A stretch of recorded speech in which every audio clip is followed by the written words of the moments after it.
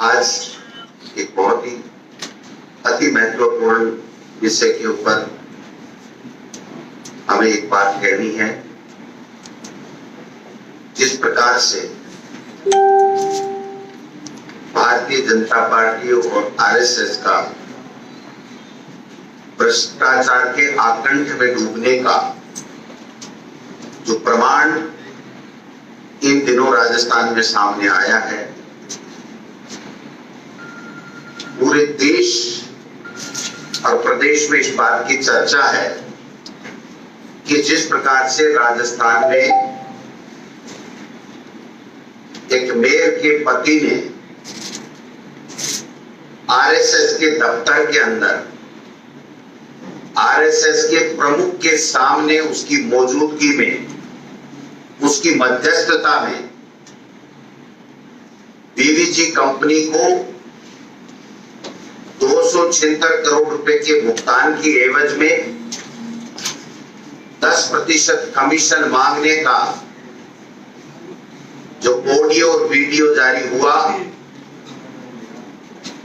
विभिन्न समाचार पत्रों में, इलेक्ट्रॉनिक और प्रिंट मीडिया के माध्यम से भी हम सबको जानकारी मिली। एसीबी ने प्राथमिक जांच की और जैसा आप सबको विदित है कि एसीबी ने रिपोर्ट दर्ज करके जो मेयर पति हैं श्री राजा राम, उसको कल गिरफ्तार भी किया। हमारा ये कहना है कि भारतीय जनता पार्टी और आरएसएस जिस प्रकार से अपने आप को ईमानदार, अपने आप को राष्ट्रवादी, अपने आप को बहुत ही अनुशासित कहने वाले पार्टी और कहने वाला संघ बेनकाब हो चुका है। वो जो ऑडियो है, जो वीडियो है, उसकी प्रामाणिकता एसीबी ने राजस्थान से एफएसएल की जांच कराई है और दूसरी जगह से भी एक जगह से जांच कराई है, राजस्थान राज्य विधि विज्ञान प्रयोगशाला में भी, और तेलंगाना एफएसएल से भी जांच कराई। वीडियो की जैसे कहा जा रहा है और जांच के उपरांत ही एसीबी ने श्री राजा राम को गिरफ्तार किया। मेरा यह सवाल है कि आरएसएस के उस प्रमुख व्यक्ति जिसका वीडियो में भ्रष्टाचार की डील करने का प्रमाण, उसकी मौजूदगी उस वीडियो में साबित हो रही है, उसके बावजूद भी उस व्यक्ति को गिरफ्तार क्यों नहीं किया जा रहा है? मैं सरकार से भी मांग करता हूं कि ऐसे व्यक्तियों को गिरफ्तार किया जाए, ये पर्दा उठाया जाए जो पर्दे के पीछे अपने आप को सामने तो कहते हैं हम ईमानदार हैं, बहुत सत्यनिष्ठ व्यक्ति हैं, हम राष्ट्र प्रेमी हैं, हम राष्ट्र के साथ काम करते हैं, हमारा राजनीति से कोई लेना देना नहीं है, और वो व्यक्ति बीवीजी कंपनी के अधिकारियों के साथ में जो संदीप प्रबंधक है उसके साथ में 10% कमीशन की बात कर रहे हैं, इनपुट लेने की बात कर रहे हैं। और जो ऑडियो और वीडियो जो सामने आए हैं उसमें यह भी सामने आया है कि आप व्हाट्सएप से बात किया करो। ये भी आए हैं कि भाई साहब जो उस वीडियो में मौजूद है आरएसएस के प्रमुख व्यक्ति निम्बाराम, जिनका नाम समाचार पत्रों के माध्यम से हमें पता चला है, मीडिया के माध्यम से पता चला है,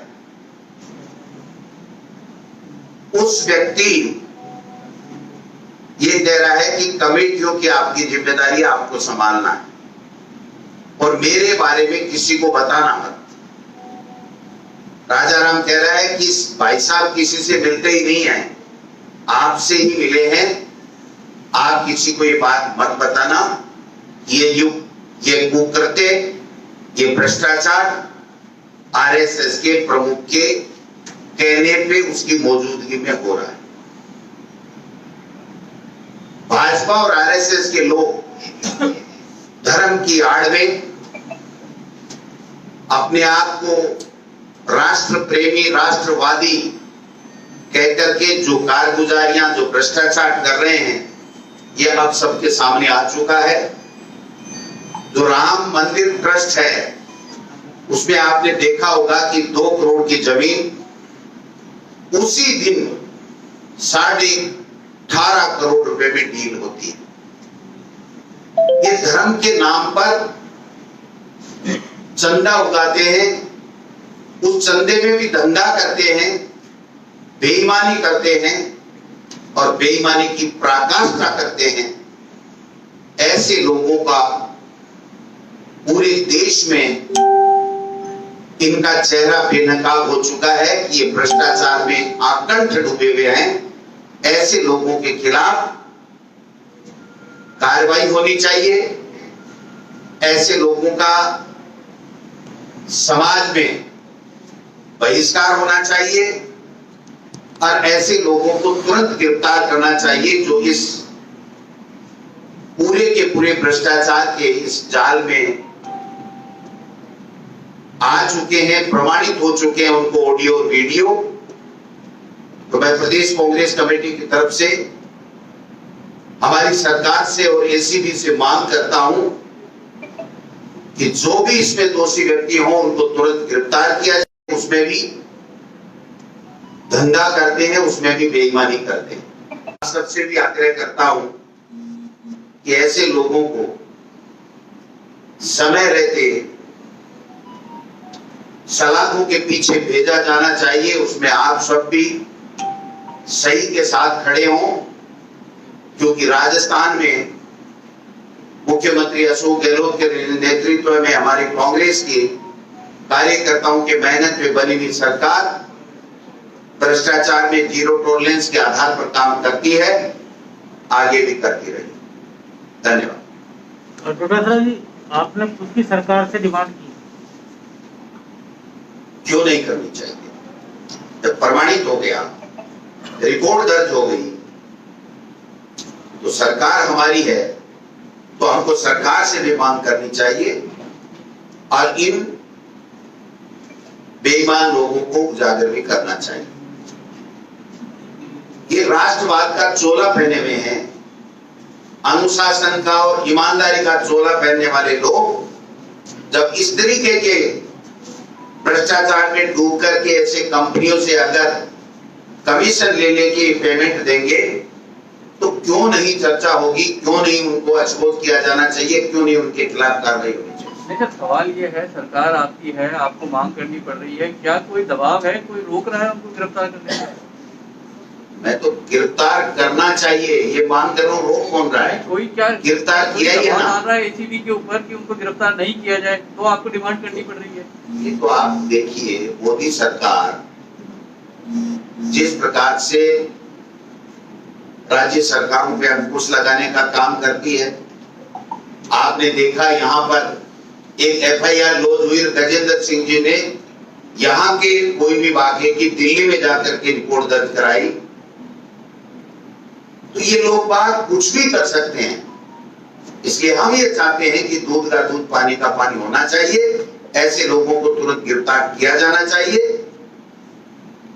क्यों नहीं मांग कर सकते? हमें करनी पड़ेगी। हम जनता के प्रतिनिधि हैं, जनता ने सर आंखों पे बैठा के सरकार को बनाई है और सरकार की किसी चीज पे सवाल या निशान तो हम नहीं उठाते, लेकिन हम ये जरूर कहते हैं कि हमारी सरकार को त्वरित कार्यवाही करके ऐसे लोगों को जो इसमें भ्रष्टाचार में लिप्त है उनके खिलाफ कार्रवाई तुरंत करनी चाहिए। ऐसा लग रहा है कि जैसे आप माहौल बनाने की कोशिश कर रहे हैं कि अगर आने वाले समय में आरएसएस के व्यक्ति की गिरफ्तारी हो जाए तो सवाल ना खड़े किए जाए। आप पहले से माहौल बनाने की कोशिश कर रहे हैं। सवाल सर ये है कि जब राजस्थान में परिवहन विभाग में इतनी बड़ी कार्यवाही हुई, कहा गया कि भ्रष्टाचार है वहां पर, उस कार्यवाही को आगे तक अंजाम तक क्यों नहीं ले जाया गया? बाद में ऐसा लगता है कि लोगों का कहना था कि लीपापोती कर दी गई। इस वाले मामले में तो गिरफ्तारियां हो गई हैं, उस वाले मामले में गिरफ्तारियां क्यों नहीं हुई? देखिए, उसके अलावा भी कई और मामले हैं। एक बड़े ब्यूरोक्रेट को मुख्यमंत्री का सलाहकार बना दिया गया, पहले उनकी गिरफ्तारी हुई थी। तो क्या सिलेक्टिव जो है कार्यवाही होती है एसीबी के द्वारा? पहले बात तो मुख्यमंत्री का कोई सलाहकार नहीं बना है, स्वायत्त शासन विभाग में सलाहकार बना है। मतलब वो कोर्ट से बरी हो चुका है, उसके ऊपर आज की तारीख में किसी तरह का कोई केस नहीं। एक बात। दूसरी बात, माहौल बनाने की आवश्यकता नहीं है। आप सबने मीडिया में चलाया है, आप सबने देखा है, एफआईआर लॉन्च हुई है। और अगर एफआईआर लॉन्च हुई है तो जो भी इसमें संलिप्त पाए जाते हैं उसके खिलाफ कार्रवाई क्यों नहीं होनी चाहिए? सवाल ये है कि क्या सिलेक्टिव कार्रवाई कर रही है सरकार? सिलेक्टिव नहीं, जीरो टॉलरेंस पर हमारी सरकार काम करती है। जिसमें भी जो भी जांच होती है उसमें जो दोषी पाया जाता है उसके खिलाफ सरकार काम करती है। विभाग में क्यों नहीं हुई सरकार? कोई भी रिपोर्ट होगी तो आप बताइए ना किसमें कौन नहीं हुआ, क्यों नहीं हुआ। जो भी रिपोर्ट दर्ज होती है उसके ऊपर कार्रवाई होती है। जो तथ्य सही पाया जाता है उसके आधार पे उसका चालान होता है। सर एक सवाल है। प्रसादी लाल मीणा जी ने बूंदी में कहा है कि पार्टी के अंदर गुटबाजी होनी चाहिए तभी आगे पार्टी बढ़ेगी और तरीके से आगे। मैंने नहीं सुना है सवाल। सर, जो ऑडियो वीडियो आए हैं जिनका आपने जिक्र किया उसमें एक आईएएस का भी नाम आ रहा है, उनके घर पर बैठकर डील हुई है, तो क्या उस आईएएस को अभी पद पर रहने का अधिकार? एसीबी में एफआईआर लॉन्च हो गई। एसीबी की एफआईआर की तुरंत गति से जांच होनी चाहिए। कोई कितना भी बड़ा लाट साहब हो, अगर उसमें 1% भी लिप्त पाया जाता है तो उसके खिलाफ कार्रवाई होनी चाहिए, चाहे वो आरएसएस का प्रमुख हो, चाहे वो कोई पॉलिटिकल पर्सन हो, चाहे वो आईएएस हो। भाई साहब, आपने प्रसाद लाल जी का बाइट तो नहीं सुना, लेकिन कांग्रेस में बोलने की आजादी आप भी बार-बार बोलते हैं, सभी लोग बोलते हैं। आपने और बीजेपी में क्या फर्क नजर आ रहा है इस वक्त? क्योंकि देखिए, अंदरूनी यहाँ पे भी खिंचातान है और वहाँ पे भी खिंचातान है। प्रसाद लाल जी का इस तरह से बयान आना, बीजेपी और और कांग्रेस में ये फर्क है। कांग्रेस पार्टी 36 लोगों को साथ लेकर के जनता की सेवा करती है और बीजेपी का आपके सामने मुखौटा आज आ गया, जो मैं बता ही रहा हूँ। आरएसएस क्या करते हैं, बीजेपी क्या करती है। और केंद्र की बात करूं तो जो माहौल चल रहा है 60 साल से, किसान के साथ में उन्होंने क्या किया, महंगाई के मुद्दे पे उन्होंने क्या किया, बेरोजगारों को रोजगार देने के मुद्दे पे उन्होंने क्या किया, कोविड के अंदर फ्री वैक्सीन देने के मुद्दे पे क्या किया, नोटबंदी के मुद्दे पे क्या किया। आप देखिए, एक से एक फेल मोदी सरकार। ये तो है बीजेपी का नमूना। और हमारे यहाँ राजस्थान में कोविड का हिंदुस्तान में सबसे बेहतर प्रबंधन हुआ, सबसे कम हमारी मृत्यु दर रही, रिकवरी रेट हमारी सबसे बढ़िया रही, वैक्सीनेशन में हम 1-2 छोटे राज्यों को छोड़ करके नंबर प्रथम रहे हमारे नागरिकों की सुरक्षा के लिए, उनको स्वास्थ्य सुरक्षा के लिए।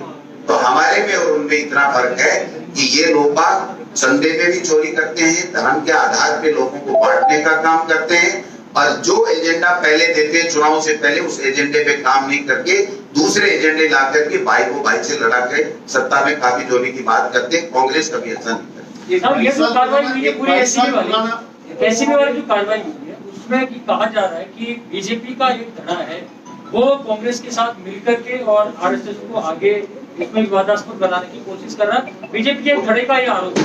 कोई ऐसे एफआईआर हो सकती है किसी धड़े के कहने से? मुझे पता नहीं, आपने 2 बताए, बीजेपी धड़े 8-10 है। अपनी जानकारी दुरुस्त कर लीजिए, क्योंकि मुख्यमंत्री 8-10 बनने के लिए तैयार है, तो धड़े 8-10 हो गए।